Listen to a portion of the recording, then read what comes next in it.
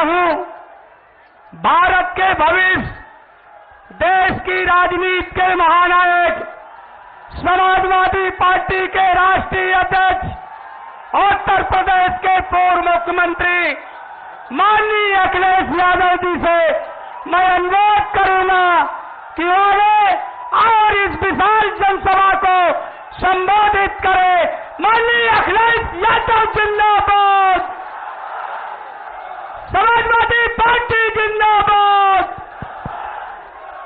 नेताजी अमर रहे, माननीय अखिलेश यादव जिंदाबाद। एक बार दोनों हाथ उठाकर जोरदार तालियां बजाकर स्वागत करिए भारत के भविष्य पीडीए के सर्वमान्य नेता अखिलेश यादव जी का। अखिलेश यादव जिंदाबाद, जिंदाबाद, जिंदाबाद, समाजवादी पार्टी जिंदाबाद।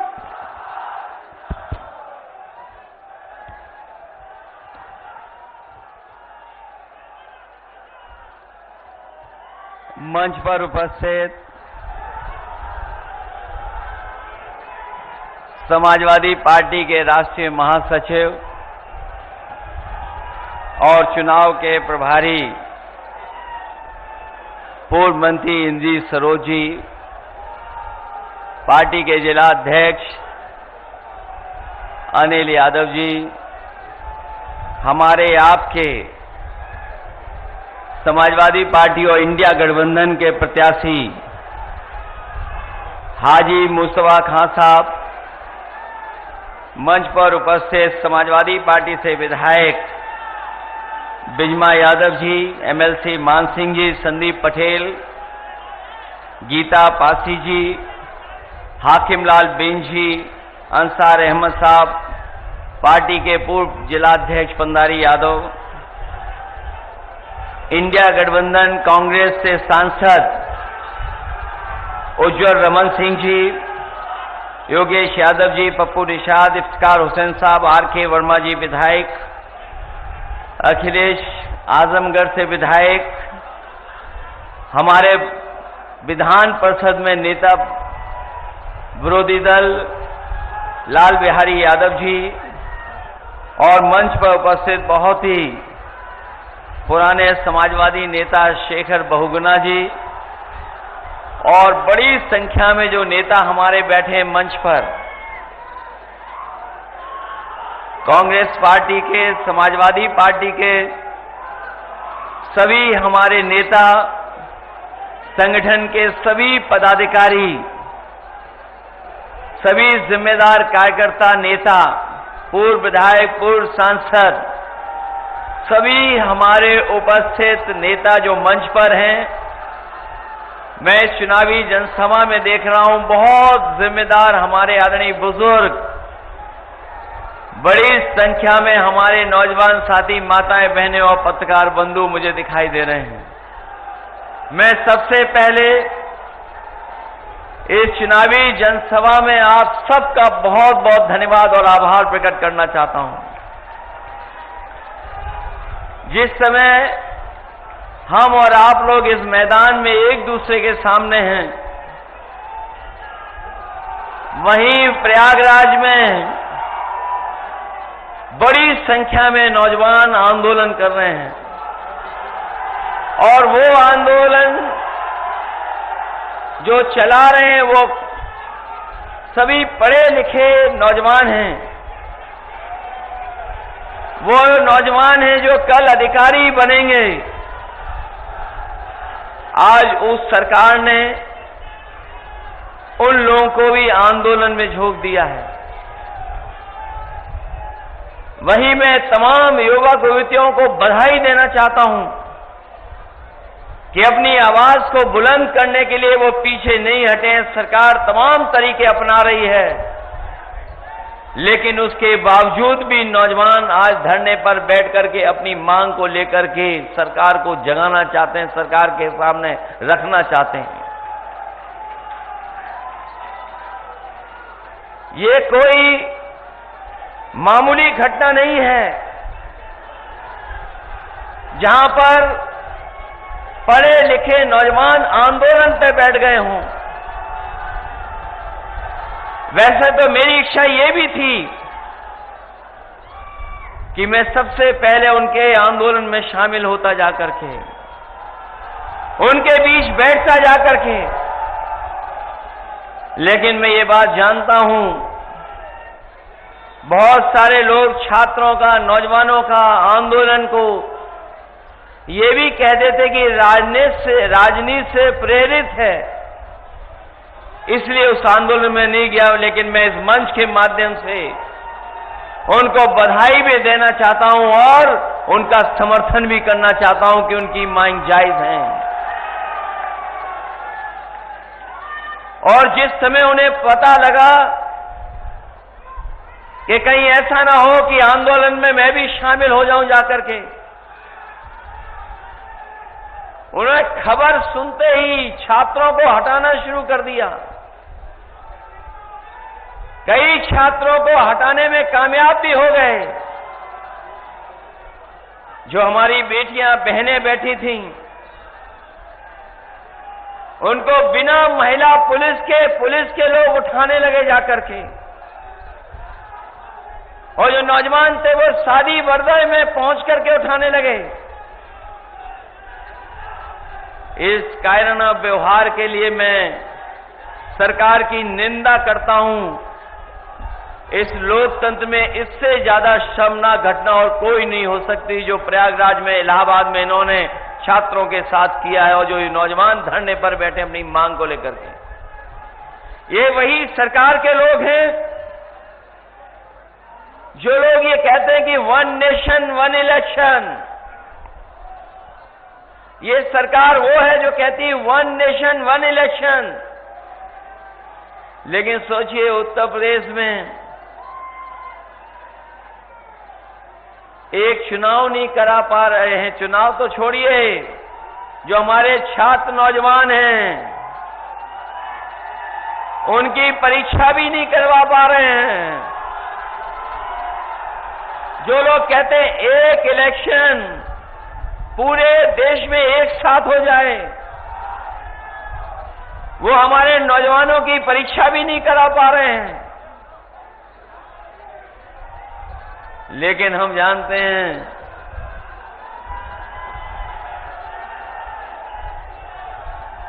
ये भारतीय जनता पार्टी में और इस सरकार के एजेंडे में न नौकरी है, न सौहार्द है, न भाईचारा है। इनका कार्यकाल देख लीजिए, इनके एजेंडे में नौकरी नहीं है, इनके एजेंडे में सौहार्द नहीं है, और अभी तक तो न जाने कितने हम लोगों ने घटनाएं देखी होंगी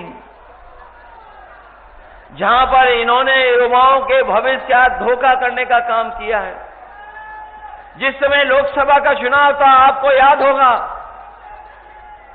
हम लोग ये बात जगह जगह कहते थे कि ये सरकार वो है जो पेपर लीक जानबूझ करके कराती है, और पेपर लीक इसलिए सरकार कराती थी क्योंकि नौकरी इनके एजेंडे में नहीं थी। और उसी का परिणाम यह है कि इन्होंने नौजवानों को नौकरी नहीं दी, उनका भविष्य अंधकार में धकेलने का काम कर रहे हैं। ये भारतीय जनता पार्टी का इतिहास बन गया है कि अगर पेपर लीक होगा तो उसमें भाजपा के लोग शामिल हैं। पेपर लीक में भाजपा के लोग शामिल हैं। परीक्षा प्रणाली में हेराफेरी करने वाले में भी भाजपा के लोग शामिल हैं। परीक्षा की तारीख भी टालने वालों में भाजपा ही के लोग शामिल हैं, और सबसे ज्यादा परीक्षा रद्द हो जाए उसमें भी भाजपा ही लोग शामिल हैं। आरक्षण मारने वाले भी भाजपा ही हैं, और रिजल्ट लटकाने वाले भी भाजपा ही के लोग हैं। और अगर रिजल्ट बन भी जाए, आ भी जाए,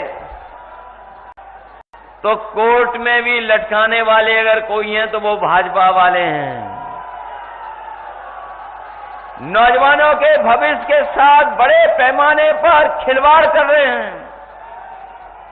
और इधर तो जब से समाजवादियों ने पीडीए का नारा दिया है, इन्हें डीएपी भी पीडीए ही नजर आने लगा है। ये जब दूर से देखते हैं डीएपी, उसे में भी पीडीए दिखाई दे रहा है इनको। ये अक्षरों से खिलवाड़ कर रहे हैं, अक्षरों से दुश्मनी रखते हैं, इसलिए पीडीए के साथ तो कर ही रहे हैं धोखा। वहीं डीएपी भी कहीं किसानों को उपलब्ध नहीं करा पा रहे हैं। अभी तक तो ये बोरी की चोरी करते थे, अब तो डीएपी की पूरी बोरी चोरी कर ली है इन्होंने। जो हमारा किसान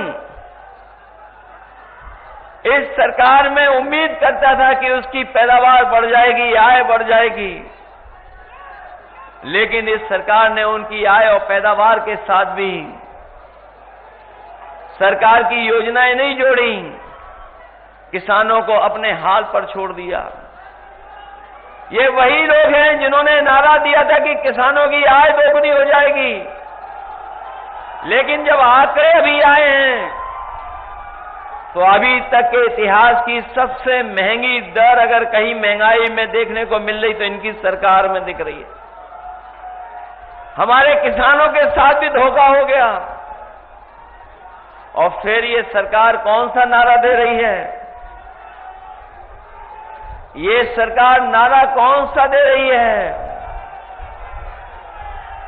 जब ये सरकार के हाथ में कुछ नहीं बचा, जब सरकार को पता लग गया चुनाव हारने जा रहे हैं, तो ये चुनाव की तारीख भी टाल रहे हैं। पहले ये चुनाव 13 तारीख को हो रहा था, 13 तारीख को चुनाव होने जा रहा था, और जिस समय त्योहार पर लोग छुट्टी के बहाने घर आए थे त्योहार मनाने, जब त्योहार मनाने दूर दूर से चले आए लोग, उन्होंने अपनी छुट्टियां बढ़ा ली, ये देखते हुए कि 13 तारीख को वोट डाल करके जाएंगे। जब ये भनक भारतीय जनता पार्टी के लोगों को पता लगी तो उन्होंने चुनाव भी टाल दिए। जो चुनाव टालने वाले हैं वो बहुत बुरे हारने जा रहे हैं। पहले चुनाव इन्होंने अयोध्या का टाला, याद होगा आपको, चुनाव अयोध्या का टाला। मुख्यमंत्री जी 1 बार गए, 2 बार गए, 3 बार गए, और जब उन्होंने अपना इंटरनल सर्वे करवाया तो उनको जानकारी हो गई कि इंटरनल सर्वे में वो जीत नहीं रहे हैं। उन्होंने चुनाव वहां का भी टाल दिया। ये जितना चुनाव टालेंगे उतना ही बुरा इस बार बाई इलेक्शन में हारने जा रहे हैं। और यहां के लोग तो मन बनाए बैठे हैं। अभी जो लोकसभा चुनाव में बेईमानी हुई है, ये चुनाव जीता जिताया आपके हाथ से छीन लिया।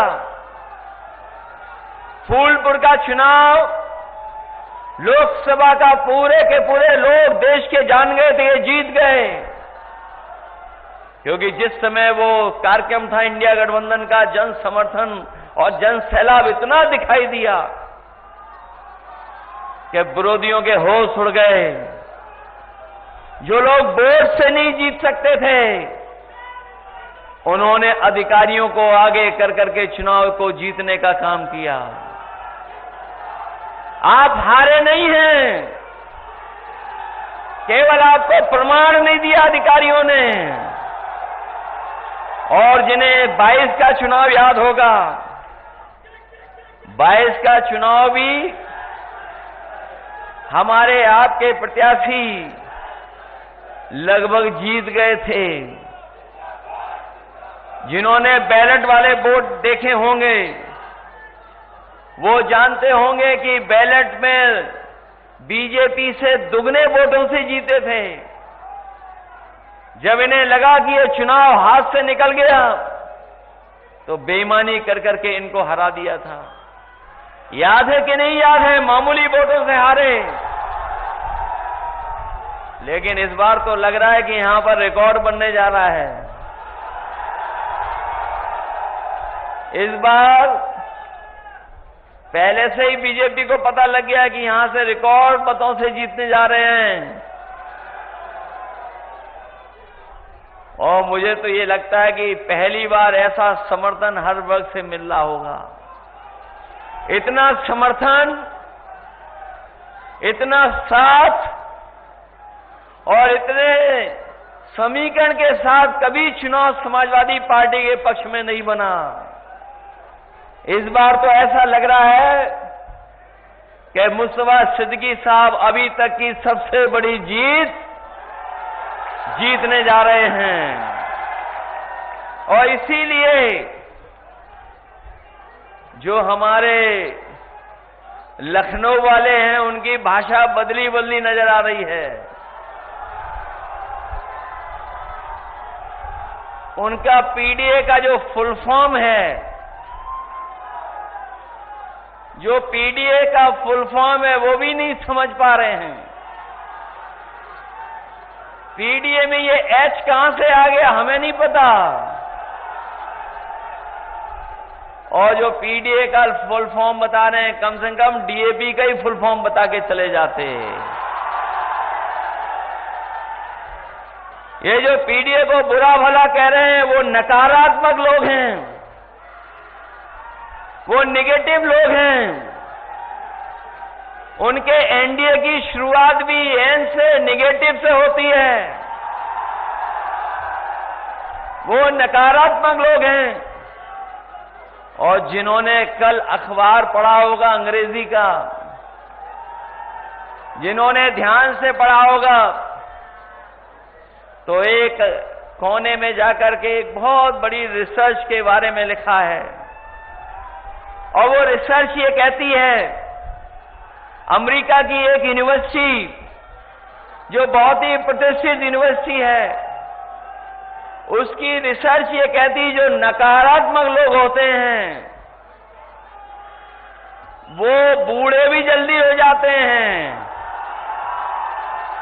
और बुढ़ापा भी जल्दी आ जाता है और दुखी भी वही लोग रहते हैं और भूलने की भी बीमारी उन्हें हो जाती है। तो इसलिए हमारी सलाह है उन लोगों से कि कम से कम अपनी नकारात्मक सोच को बदलें।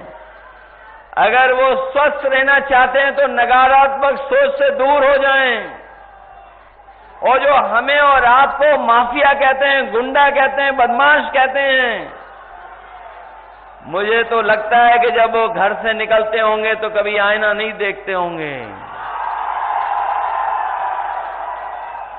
वो अगर आईना देख करके निकलने लगे तो पीडीए वालों को कभी माफिया नहीं कह सकते हैं। ये पीडीए पॉजिटिव पॉलिटिक्स का आंदोलन है। ये हमारी सकारात्मक सोच का आंदोलन है। पीडीए का मतलब है प्रोग्रेसिव है, पॉजिटिव है।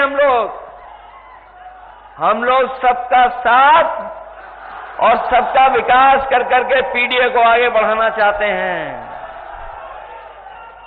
लेकिन पीडीए को देख करके कुछ लोगों को पेट में दर्द हो रहा है। उस दर्द को भी अगर कोई दूर करेगा तो पीडीए ही करेगा और आपका वोट, एक एक वोट आपका करेगा।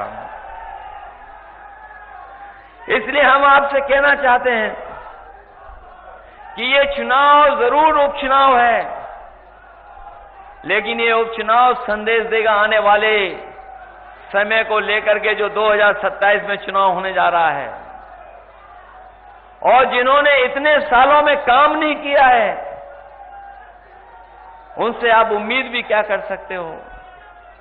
समय समय पर उन्हें हाई कोर्ट, सुप्रीम कोर्ट ने डांटा है। जो अपने न्याय को और न्याय के लेकर के जगह जगह पर बुलडोजर लेकर के चलते थे, हम पीडीए के लोग और समाजवादी लोग कभी भी बुलडोजर को न्याय का प्रतीक नहीं मान सकते हैं। हम धन्यवाद भी देना चाहते हैं सुप्रीम कोर्ट को और बधाई भी देंगे उस फैसले को लेकर के, जिस फैसले ने हमेशा हमेशा के लिए बुलडोजर को रोकने का काम किया है। न केवल बुलडोजर को रोका है, बल्कि सरकार पर जुर्माना भी लगाया है और जुर्माने के साथ साथ सुप्रीम कोर्ट ने यह भी कहा है कि ऐसे दोषी अधिकारी जिन्होंने ऐसी कार्रवाई की है उनके खिलाफ भी कार्रवाई हो, और अगर अभी कार्रवाई नहीं होगी तो हम अपने साथियों को भरोसा दिलाते हैं जिन्होंने अन्याय किया है, गरीबों को उजाड़ा है, गरीबों के साथ नुकसान पहुंचाया है, उनके साथ भी कभी न कभी कार्रवाई होगी, उनको भी उसके सामने से गुजरना पड़ेगा। ये जो दोषी लोग हैं, जब से सुप्रीम कोर्ट का ऑर्डर आया है बहुत से अधिकारियों में सुधार अपने आप आ गया है और सुधार आना शुरू हो गया है। ऊपर से तो दिखाई देंगे आपके खिलाफ, लेकिन अंदर ही अंदर आपका भी साथ दे रहे हैं, अंदर ही अंदर साथ दे रहे हैं, क्योंकि वो ये जानते हैं ये सरकार अब चलने वाली नहीं है, ये सरकार जाने वाली है। और आप देख लेना महाराष्ट्र का परिणाम जो भी आएगा, उत्तर प्रदेश के मुख्यमंत्री उसके बाद बचेंगे नहीं, उनकी कुर्सी नहीं बचने वाली।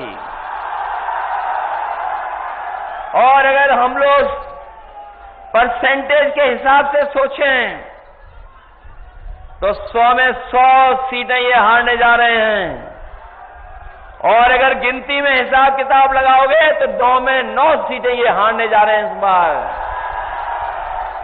इसीलिए सब ताकत लगा रहे हैं। जब इन्हें पता लगा कि जनता इनके साथ नहीं है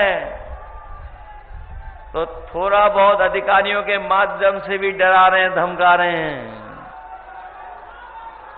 लेकिन वो जानते हैं जनता का जो समर्थन है उससे न केवल सरकार डरी हुई है, बल्कि उनके भाषण सुनोगे तो वो खुद भी हिले हुए दिखाई दे रहे हैं कुछ कुछ।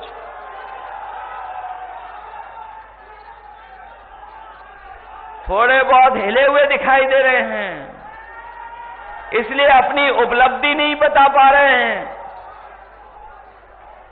उपलब्धि उनकी क्या है नहीं बता पा रहे हैं। उनकी उपलब्धि यही है कि किसानों को संकट में डाल दिया, नौजवानों की नौकरी और रोजगार छीन लिया, महंगाई बढ़ा दी। जहां त्योहारों पे हम लोग खुशियां मनाते थे, इस बार दुखी होकर के त्योहार मनाना पड़ा। जो मिठास थी वो त्योहारों की मिठास छीन ली सरकार ने, और महंगाई कहां पहुंचा दी। महंगाई आज भी बढ़ती चली जा रही है, और जो शादी ब्याह जो करना चाहते हैं गरीब परिवार के लोग, वो कभी दुकान की तरफ जाते होंगे सोना लेने, तो बताओ आज सोना कहां पहुंच गया है। जब बीजेपी की सरकार आई थी उस समय क्या कीमत थी बाजार में, और आज लगभग लाख के पास पहुंचा जा रहा है। जहां महंगाई जरूरत की चीजों की बढ़ाई है, वहीं जमाखोरी कर करके अपने लोगों को मुनाफा भी ये सरकार सीधा सीधा पहुंचा रही है। ये मुनाफा कमाने वाले लोग हैं। जब मुनाफा बढ़ाते हैं तब महंगाई बढ़ती है। ये महंगाई इसलिए बढ़ा रहे हैं क्योंकि ये अपने लोगों को मुनाफा देना चाहते हैं, मुनाफा पहुंचवाना चाहते हैं। इसलिए उस चुनाव में हम आपसे सहयोग और समर्थन मांगने आए थे। पहले भी हम लोग आए थे जब लोकसभा का चुनाव था, और लोकसभा के चुनाव में भी हम लोगों ने आपसे अपील की थी, और ये कहा था कि लोकतंत्र खतरे में है, संविधान खतरे में है। वो बात अभी वही है, अभी भी संविधान और लोकतंत्र खतरे में है, क्योंकि ये सरकार न संविधान के हिसाब से चल रही है और न ही उन अधिकारों को लोकतंत्र में जो आम लोगों को मिले हुए हैं उनकी कोई परवाह कर रही है। और इसीलिए आपने देखा है समय समय पर हाई कोर्ट, सुप्रीम कोर्ट सरकार के खिलाफ कोई न कोई फैसला सुनाती है, लेकिन सरकार परवाह नहीं कर रही। हमारा लोकतंत्र और संविधान तभी बचेगा जब लखनऊ से और दिल्ली से भारतीय जनता पार्टी की सरकारों का सफाया होगा। ये दोनों जगह से सरकार हटेगी, तभी जाकर के हमारा लोकतंत्र और संविधान सुरक्षित होगा। वरना तो जिस तरीके से ये समय समय पे हमला कर रहे हैं, आज भी यूनिवर्सिटी कॉलेजों में जो आपको अधिकार मिलने चाहिए वो नहीं मिल पा रहे हैं। जो अपॉइंटमेंट हो रहे हैं वो मनमर्जी हो रहे हैं, अपने हिसाब से कर रहे हैं ये लोग। जो अपॉइंटमेंट हो रहे हैं, जो अपॉइंटमेंट करने वाले लोग हैं, वो भी इन्हीं के लोग हैं, इन्हीं के हिसाब से अपॉइंटमेंट कर रहे हैं। अभी भी वाइस चांसलर या उस तरह के जो अपॉइंटमेंट हैं, वो अगर किसी एक विचारधारा से जुड़ा है तो उसका अपॉइंटमेंट हो जाएगा। अगर वो लोकतांत्रिक है और संविधान के पक्ष में उसके विचार होंगे तो उसको मौका नहीं मिलेगा, अपॉइंटमेंट नहीं होगा। जाकर के किसी भी यूनिवर्सिटी को देख लीजिए, अभी भी 15% से ज्यादा पीडीए परिवार के लोगों के अपॉइंटमेंट नहीं हो पा रहे हैं। जो सेंट्रल यूनिवर्सिटीज हैं या स्टेट यूनिवर्सिटी हैं, आज भी वहां पर जो प्रोफेसर्स हैं, जो नौकरियां हैं, वो 15% से ज्यादा पीडीए परिवार के लोगों को नहीं मिली हैं। अभी भी उनके साथ भेदभाव हो रहा है। और अभी हाल में ही हम लोगों ने उपचुनाव में देखा कि ये सरकार बीएलओ से लेकर के अधिकारियों तक में पोस्टिंग में भेदभाव कर रही है। इन्होंने सूचियां मंगवाई और पूरी देखी एक साथ कि इसमें बीएलओ जो सबसे छोटा कर्मचारी अधिकारी है, कहीं कोई पीडीए परिवार का तो नहीं अपॉइंट हो गया। अगर कोई पीडीए परिवार का था तो उसे तुरंत हटा दिया गया। न केवल बीएलओ स्तर पर भेदभाव किया है, बल्कि ऊपर जो बैठे अधिकारी उनमें भी भेदभाव किया है। और आज भी अगर आप देखोगे तो हर स्तर पर भेदभाव का सामना करना पड़ रहा है। ये लोकतंत्र के पक्षधर लोग नहीं हैं, ये संविधान पर चलने वाले लोग नहीं हैं। इसीलिए पिछले चुनाव में भी, आज भी मैं कहता हूं कि संविधान हमारे लिए संजीवनी है। संविधान ही हमारी ढाल है जो हमारी समय समय में मदद करता है। संविधान ही हमें सुरक्षा देता है, संविधान ही हमें शक्ति देता है और संविधान ही हमारा रक्षा कवच बनकर के हमारी समय समय पर मदद करता है। ये वही संविधान है जो बाबा साहब भीमराव अम्बेडकर जी ने दे करके हमारे आपके अधिकारों को सुरक्षित बनाने का काम किया है। और मैं कहना चाहता हूं कि संविधान और हमारा पीडीए की लड़ाई लगातार चलती रहेगी जब तक हम लोगों को सम्मान नहीं मिलेगा, हक हमें नहीं मिलेगा। लगातार हम लोग इसी रास्ते पर चलते रहेंगे। इसलिए हम आपसे जरूर ये उपचुनाव में कहने आए हैं कि ये कोई चुनाव मामूली चुनाव नहीं है। पूरी ताकत भारतीय जनता पार्टी लगाए हुए है। अपने सभी नेताओं को, जो बड़े बड़े नेता हैं, उन्हें भी भेज रही है। कई ऐसे लोग भी आ रहे होंगे मैदान में जिन्हें कुछ मिलना ही नहीं है कभी, और जो बड़ी बड़ी बातें कर रहे हैं जो वो बड़ी बड़ी बातें कर रहे हैं, हमें और आपको कभी कभी माफिया अपराधी कहते हैं। अगर इलाहाबाद और प्रयागराज की केवल 2 घटनाओं की जांच हो जाएगी तो भारतीय जनता पार्टी से लेकर के बहुत सारे अधिकारियों की अपने आप पोल खुल जाएगी।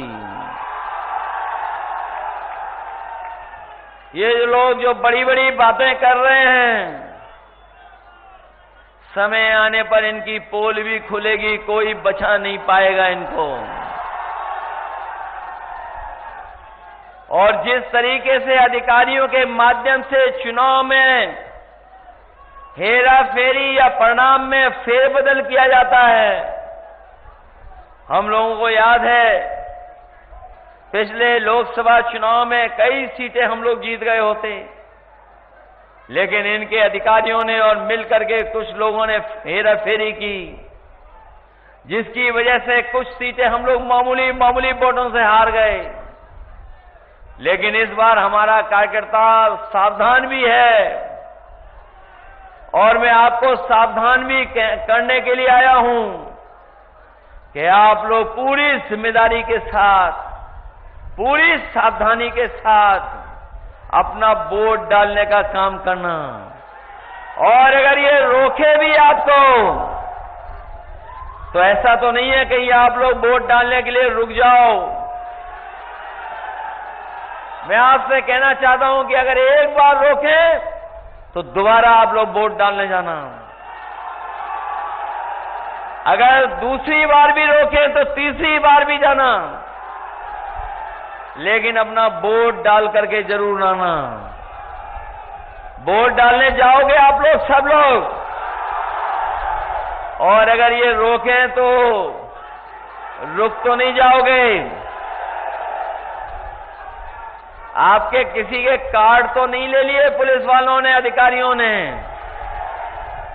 सुनने में आ रहा है कई जगह पर वो गरीबों से कार्ड ले रहे हैं, दबाव बना रहे हैं।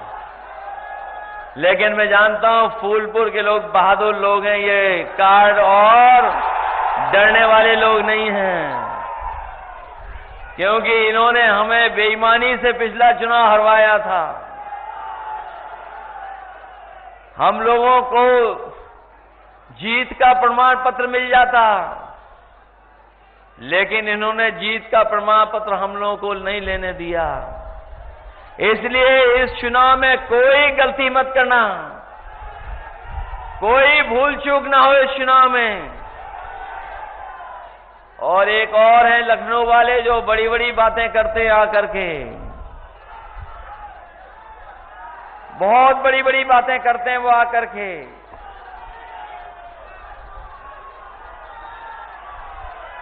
लेकिन इस बार तो प्रयागराज के नौजवानों ने ये संदेश दे दिया है और जो आंदोलनकारियों ने एकदम संदेश साफ कर दिया है, और जो माहौल बना है वो योगी बनाम प्रतियोगी माहौल बन गया है। और हमारे मुख्यमंत्री जी तो बहुत पढ़े लिखे हैं, बहुत जानकार हैं, और इतने जानकार हैं कि सब उल्टा पुल्टा करते हैं। जहां कम बोलना चाहिए वहां ज्यादा बोलते हैं, और इसीलिए कम बोलने की हमारे धर्म में पुरानी परंपरा रही है। इसीलिए हमारे आपके धर्म में मौनी बाबा भी होते हैं, लेकिन ये जब बोलते हैं तब कड़वा बोलते हैं। इनकी नकारात्मक सोच ही है जो नकारात्मक भाषा बना रही है इनकी। अब तो जनता भी समझ गई है इनकी इन सब बातों को, इसलिए जनता भी सावधान है। और इस सरकार से तो बहुत सावधान है, क्योंकि जो लोग कहते थे डबल इंजन, वो अब डबल इंजन एक दूसरे से टकरा रहे हैं, और टकरा इसलिए रहे हैं, जो ये कहते थे कि कानून व्यवस्था में जीरो टॉलरेंस अपनाएंगे, वो अभी तक अपना डीजीपी अपॉइंट नहीं कर पाए हैं परमानेंट। अभी भी कार्यवाहक अधिकारियों से काम ले रहे हैं, और जो 50वें पायदान पे था उसे सबसे ऊपर बैठा दिया। तो सोचो जो नीचे वाले हैं कितना बुरा मान रहे होंगे।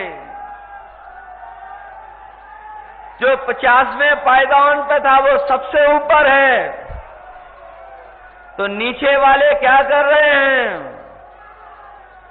और ये पहली बार यूपी में देखने को मिल रहा है कि अभी तक तो ये देखते थे कि पुलिस चोर को पकड़ रही है, लेकिन अब तो पुलिस को पकड़ रही है। अभी हाल ही में आपके बगल में जानकारी मिली कि कुछ लोग जुआ खेल रहे थे, और जुआ की जानकारी पुलिस को पता लग गई। उनका एक अधिकारी गया और पूरा पैसा भर ले गया, और वही जानकारी जब हमें मिली तो हमने सोशल मीडिया पे डाली। उन्होंने कहा कि नहीं, ऐसी कोई घटना नहीं हुई है, लेकिन हम अपने पत्रकार साथियों का धन्यवाद देंगे। ये भी बहुत खोजी होते हैं, ये भी कहीं से सीसीटीवी की फुटेज निकाल के ले आए, और उन्होंने भी सोशल मीडिया चैनल पे चला दी, और देखने को मिला कि वही पुलिस के अधिकारी है बैग लेकर के जा रहे हैं सीसीटीवी कैमरे के अंदर। बाद में सस्पेंड होना पड़ा। न केवल ये एक घटना है, बल्कि हमारे बलिया और गाजीपुर के लोग जानते होंगे, एक थाने की कमाई लाखों में थी प्रतिदिन कमाई लाखों में थी, लाखों में। कोई कहता था 5 लाख, कोई कहता था 10 लाख, कोई कहता था 15 लाख। उसकी कमाई को रोकने के लिए एडीजी और बड़े बड़े अधिकारियों को जाना पड़ा, और जब छापा पड़ा उस थाने पर तो पुलिस भाग गई और पैसा भी बरामद हुआ है। सोचिए, ये है पुलिस जीरो टॉलरेंस वालों की। और मैं आपसे ये भी कहना चाहता हूं, जो महिलाएं और बेटियों की सुरक्षा की बात कर रहे हैं, पूरा रिकॉर्ड उठा करके देख लें आप। इतनी महिलाएं बेटियों ने कभी आत्मदाह करने की कोशिश नहीं की होगी जितना भारतीय जनता पार्टी की सरकार में हो रही है। और अगर मुख्यमंत्री जी ये कहते हैं कि समाजवादी सरकार में ये घटनाएं होती थी, तो कम से कम उन पर कोई आधार तो होगा, कहीं से आंकड़े तो लाए होंगे। अगर हम आंकड़े देखेंगे एनसीआरबी के, तो सबसे ज्यादा असुरक्षित अगर कहीं महिलाएं और बेटियां हैं तो वो उत्तर प्रदेश में, वो भी बीजेपी की सरकार में। और अभी आपने अखबार पढ़ा होगा, लखनऊ में आत्मदाह बेटियां न करें, महिलाएं न करें, उसके लिए अलग से एक फोर्स का गठन हुआ है। सोचिए, जिस सरकार को अलग से फोर्स का गठन करना पड़ रहा हो, और वो फोर्स का गठन इसलिए हो रहा है क्योंकि थाने और तहसील पर कोई सुनवाई नहीं है। गरीब जाए तो कोई सुनवाई उसकी नहीं है, कहीं न्याय नहीं मिल रहा है। और जो अच्छी योजनाएं हम लोग चला रहे थे, उन योजनाओं को भी इन्होंने बंद कर दिया, बिल्कुल खराब कर दिया। ये जो पुलिस के लिए हम लोगों ने 100 नंबर वाली व्यवस्था दी थी, जिससे हमारी पुलिस गांव में जाकर के मदद करे गरीबों की, किसी को थाने में ना आना पड़े, लेकिन इस सरकार ने सब कुछ उल्टा पुल्टा कर दिया। सुनने में आ रहा है जब से ये नंबर बदला है 100 से 112, न केवल लूट बढ़ी है, बल्कि जो घटना पर जो सूचना मिलती है उसे पकड़ करके थाने में ला करके और लूटने का काम हो रहा है। सोचिए, ये है कानून व्यवस्था, ये है इनका काम करने का तरीका। मैं न केवल 2-3 घटनाएं बताई हैं मैंने, आए दिन ऐसी घटनाएं उत्तर प्रदेश में होती जा रही हैं, क्योंकि ये सरकार गरीबों की नहीं है, ये सरकार बड़े लोगों की है, उद्योग लगाने वालों की भी नहीं, बड़े बड़े उद्योगपतियों की है, और उनको मुनाफा पहुंचा रहे हैं। न सरकारी नौकरियां हैं, न रोजगार है, न काम है। इस सरकार ने सबके साथ भेदभाव कर करके धोखा देने का काम किया है। इसलिए इस चुनाव में आप मदद करिए हम लोगों की, और जो वस्त्र पहन करके हमें और आपको धोखा दे रहे हैं, इनको सबक सिखाइए, क्योंकि कोई वस्त्र से नहीं बनता योगी, अपने विचारों से योगी बनता है, बातचीत से योगी बनता है। और ये जो नारा लेके आए अंग्रेजों वाला, ये नारा अंग्रेजों का था, डिवाइड एंड रूल, ये नारा अब चलने वाला नहीं है। इस नारे को सब समझ गए हैं। इसलिए हम कहना चाहते हैं कि अंग्रेज तो चले गए, लेकिन उनके वचनवंशी और विचारवंशी आज भी हमारे आपके बीच में हैं, जो बांटना चाहते हैं।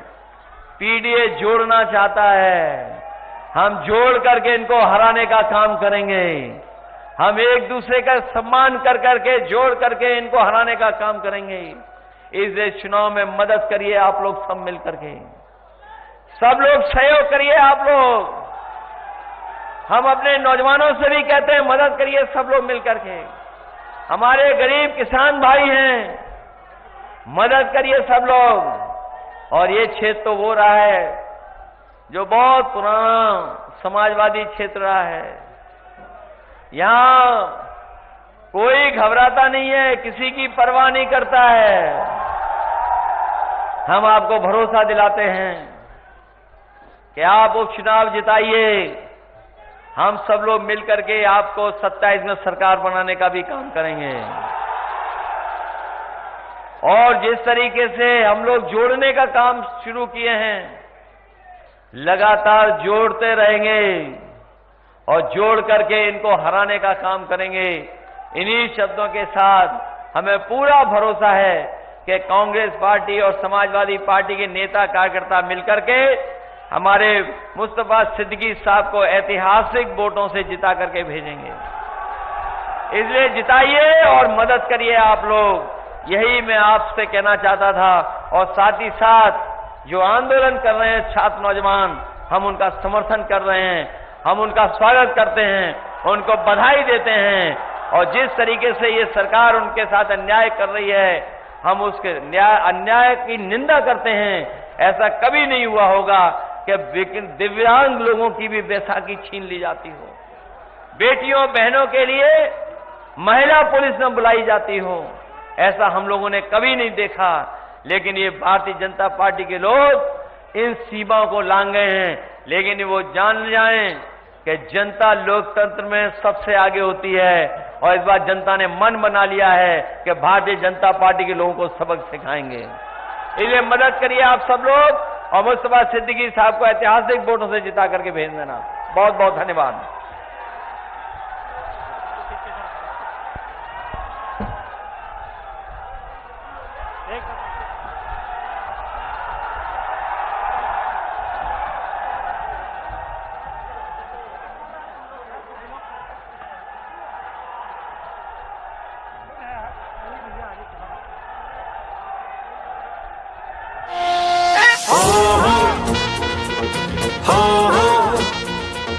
हो परचम पूरे देश में लहराएंगे, पीडीए का परचम पूरे देश में लहराएंगे। अपनी अपनी अपनी अपनी सरकार बनाएंगे, अपनी अपनी अपनी अपनी सरकार बनाएंगे। अरे रहा नहीं वो वक्त पुराना, अब पीडीए ने मिलकर ठाना। अरे रहा नहीं वो वक्त पुराना, अब पीडीए ने मिलकर ठाना। अब तक वारा की बनवाई, अब अपनी सरकार बनाएंगे।